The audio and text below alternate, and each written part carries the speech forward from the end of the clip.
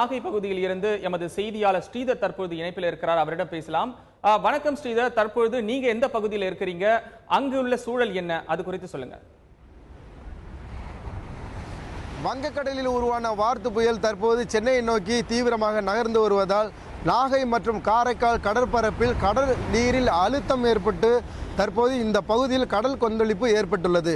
இதன் காரணமாக நாகப்பட்டினம் மற்றும் காரைக்கால் துறைமுகத்தில் 8ஆம் எண் புயல் எச்சரிக்கை கொண்டு ஏற்றப்பட்டுள்ளது. மீனவர்கள் யாரும் கடலுக்கு மீன் பிடிக்க செல்ல வேண்டாம் என மீன்வளத்துறை மற்றும் மாவட்ட நிர்வாகம் சார்பில் அறிவுறுத்தப்பட்டுள்ளது. அதே சமயத்தில் நாகை மற்றும் காரைக்கால் பகுதியில் உள்ள சுமார் 1.5 லட்சத்துக்கும் மேற்பட்ட மீனவர்கள் இன்றும் நேற்றும் அதாவது கடலுக்கு மீன்பிடிக்க செல்லவில்லை. இருந்தபோதும் கடந்த 4 தினங்களுக்கு முன் 20 விசைப்படகுகளில் நாகையிலிருந்து மீன்பிடிக்க சென்ற 200க்கும் மேற்பட்ட மீனவர்கள் இன்னும் கரை திரும்பவில்லை. அந்த மீனவர்கள் கரை திரும்பாதது அந்த மீனவர்களின் உறவினர் மத்தியில் சிறிது அச்சத்தை ஏற்படுத்தி இருக்கிறது. இருந்தபோதும் இந்த பகுதியில் அதாவது நாகப்பட்டினம் துறைமுக பகுதியில் கடல் கடும் சீற்றத்துடன் காணப்படுகிறது. தொடர்ந்து இந்த பகுதியில் கடல் அலைகள் சுமார் 10 அடி உயரத்திற்கு எழுகிறது. இந்த பகுதியில் கருங்கற்கள் கொட்டப்பட்டிருக்கிறது.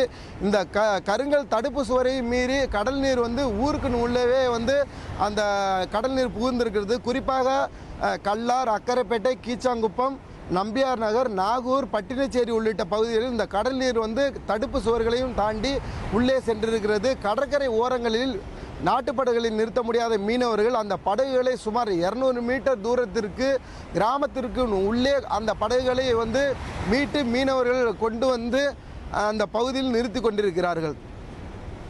ஸ்ரீதர், சொல்லுங்க, தற்பொழுது நாகை மற்றும் காரைக்கால் பகுதிகளில் முன்னெச்சரிக்கை ஏற்பாடுகள் என்னென்ன செய்யப்பட்டிருக்கு, அது குறித்து சொல்லுங்க.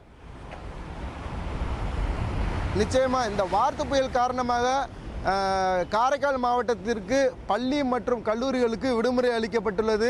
முன்னெச்சரிக்கை நடவடிக்கையை காரைக்கால் மாவட்ட ஆட்சியர் முடுக்கிவிட்டிருக்கார். அனைத்து துறை அதிகாரிகளையும் தயார் நிலையில் இருக்க உத்தரவிட்டிருக்கார். அதே போல் காரைக்கால் கடலோர பகுதியில் வாழும் மக்களை மேடான பகுதிகளுக்கு கொண்டு வருவதற்காக அதிகாரிகளுக்கு உத்தரவிட்டிருக்கிறார்.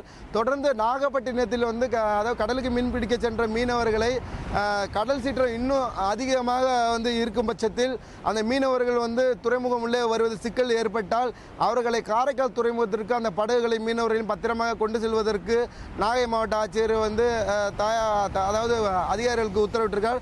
அதே போல மீனவர்களை ஒருவேளை இந்த மீனவர்கள் அங்கே உள்ளே ஒரு சிக்கல் ஏற்பட்டால் அந்த மீனவர்களை கொண்டு வருவதற்காக இந்திய கடலோர காவல்படை கப்பல் உதவியை நாடும் என நாகை மாவட்ட ஆட்சியர் பழனிசாமி தற்போது தெரிவித்திருக்கிறார்.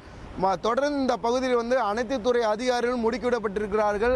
கடல் சீற்றம் அதிகமாக காணப்படுகிறது. அதே சமயத்தில் வானம் கருமேகங்கள் சூழ்ந்திருக்கிறது. காற்று தற்போது வீச தொடங்கி இருக்கிறது. இதனால் இந்த பகுதி அந்த புயலின் தாக்கம் சற்று கூடுதலாகவே காணப்படுகிறது. ஸ்ரீதர், தற்பொழுது நாகை மற்றும் காரைக்கால் பகுதிகளில் மழையின் அளவு எந்த அளவுக்கு இருக்கு, அது குறித்து சொல்லுங்க.